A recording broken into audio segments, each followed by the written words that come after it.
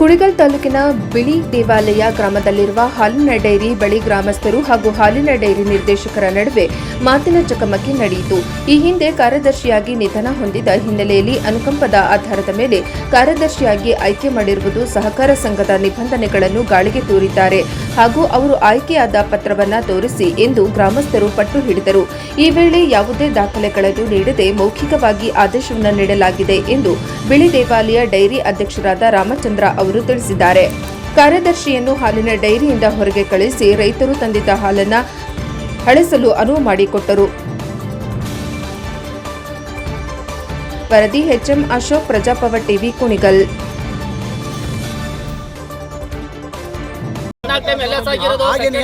ನಾವು ನಾವು ಒಂದೇ ಕುಟುಂಬದಲ್ಲಿದ್ವಿ. ನನಗೆ ವಿದ್ಯಾಭ್ಯಾಸ ಕಡಿಮೆ ಇದೆ, ನಾನು ಮೈಲಿನ ಕೊಡಿ ಅಂತ ಅವ್ರು ಅರ್ಜಿ ಕೊಟ್ಟರು. ಅವ್ರಿಗೆ ಮೀಟಿಂಗ್ ಅಲ್ಲಿ ಇಟ್ಟು ಎಲ್ಲರೂ ಕೂಡ ಕೋರಂ ತಗೊಂಡು 8 ಜನ ಸೈನ್ ಹಾಕಿದ್ರು. ಅಧ್ಯಕ್ಷರು ಉಪಾಧ್ಯಕ್ಷರು ಸೇರ್ಕೊಂಡು ಇನ್ನು 6 ಜನ ನಿರ್ದೇಶಕರು ಸೇರ್ಕೊಂಡು ರಿಜಿಸ್ಟ್ರೇಷನ್ ಮಾಡಿ ನಾವು ಎಆರ್ಗೆ ಗೊತ್ತಾಗಿದ್ವಿ.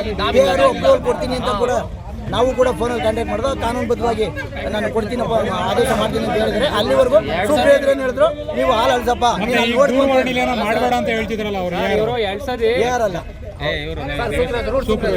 ಆಯ್ತಾ. ಅವ್ರೇನು ಹೇಳಿದ್ರು, ಮೊನ್ನೆ ಇವತ್ತಿಂದನೇ ನೀನು ಇವತ್ತಿಂದ ಬಂದು ನೀನು ಅಲ್ಲಿರೋ ಮಾಡ್ಕೋ ಇದು ಕೆಲಸ ಮಾಡುವಂತ ಅವ್ನು ಹೇಳಿದ್ಕೆ ಅವ್ನು ಬಂದಿದ್ದು. ಅವ್ನು ಬರಬೇಡ ಅಂತ ಹೇಳಿದ್ರೆ, ಅವ್ರ ಆಡಳಿತಾಧಿಕಾರಿ ಬರಬೇಡ ಅಂತ ಹೇಳಿದ್ರೆ ಅವನೇನು ಗೊತ್ತಿರಲಿಲ್ಲ. ಅವ್ರು ಹೇಳಿದ್ರು ಇವತ್ತಿಂದಾನೇ ನೀನು ಕೆಲಸ ಮಾಡುವಂತ ಎಲ್ಲ ನಾವೇನು ಮಂಡಳಿಯವರು ಇದ್ದೋ ನಿರ್ದೇಶಕರು ಮೀಟಿಂಗಲ್ಲೇ ಹೇಳಿದ್ರು. ಅದಕ್ಕೆ ಹೇಳಿದ್ರು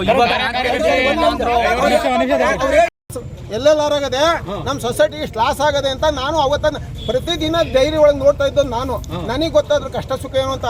ಅಲ್ಲಿ ಹೇಳ್ದಾಗ ಕೃಷ್ಣ ಕುಮಾರ್ ತಾವ್ ಹೇಳಿದ್ದ ಕೇಳ್ಕೊಂಡ್ ಬಂದ್ಬಿಟ್ಟೆ. ಆಮೇಲೆ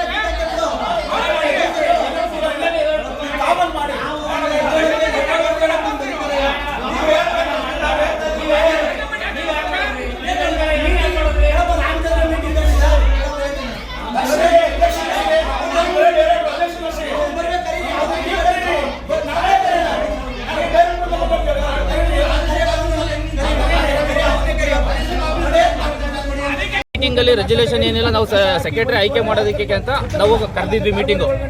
ಅದರಲ್ಲಿ ಏನಾಯಿತು, ಇವಾಗ ಇವ್ರೇನು ಮಾಡಿದ್ರು, ಅನುಕಂಪದ ಮೇಲೆ ನಮಗೆ ಸೆಕ್ರೆಟರಿ ಕೊಟ್ಟಿದ್ದು ಅರ್ಧ ಗಂಟೆ ಮುಂಚೆ ಒಂದು ಲೆಟರ್ ಕೊಟ್ಟಿದ್ರು.